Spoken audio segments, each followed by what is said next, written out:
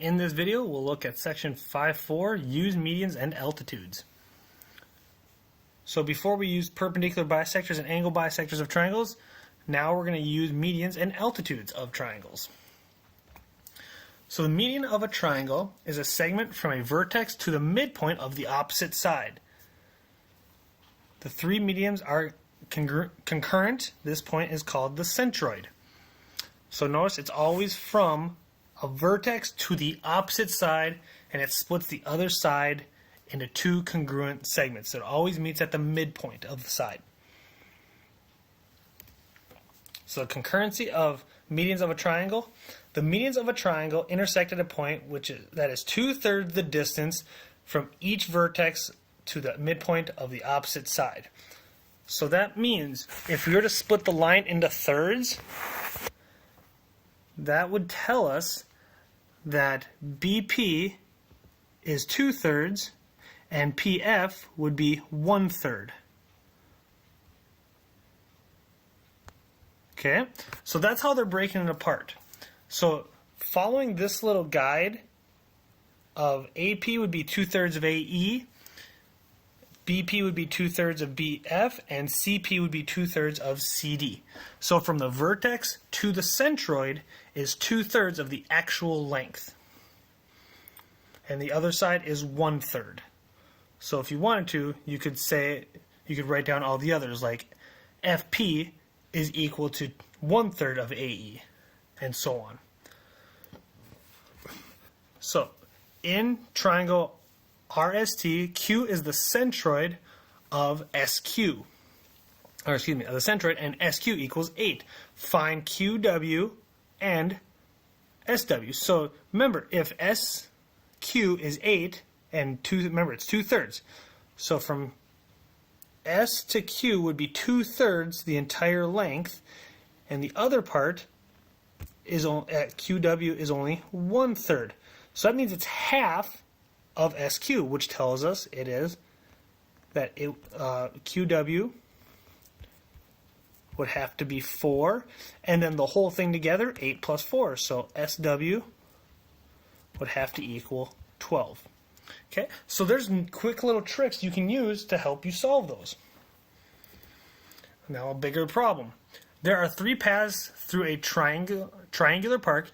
Each path goes from midpoint of one edge to the opposite corner. The paths meet at point P. So if SC equals 2,100 feet, find PS and PC.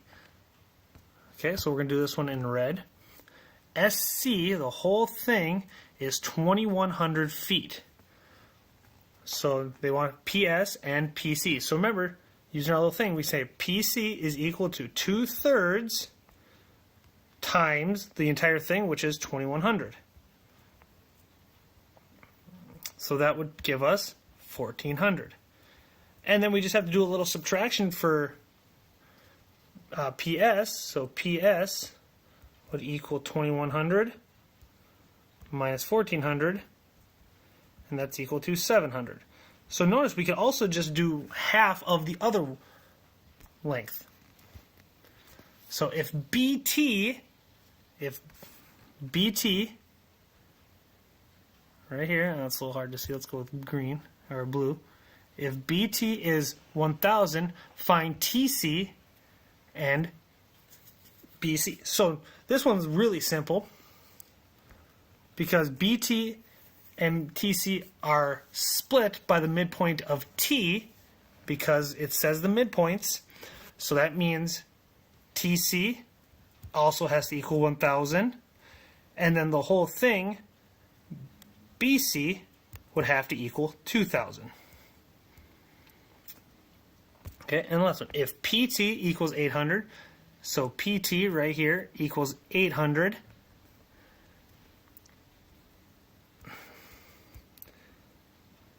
that means PA would have to, remember, PT would be 1/3 of the entire length.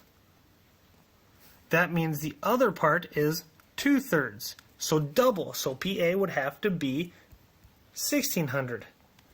And then TA, the entire thing, add them together, 1600 plus 800 would give us 2400.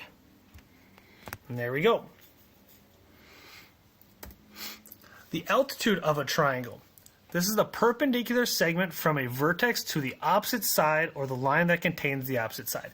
So what they mean by that is that sometimes you have to extend the side to create the perpendicular. So in this case, they extended PR to show you where it would meet with the altitude.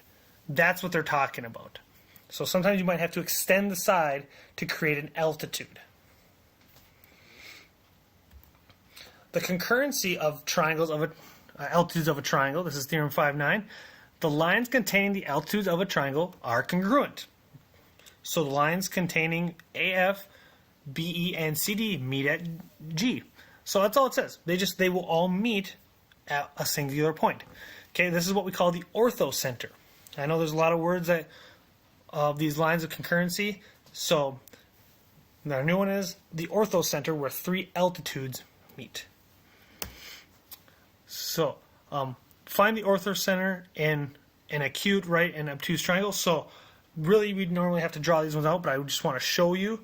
So whenever you have an acute triangle, the orthocenter will always be on the inside of the triangle.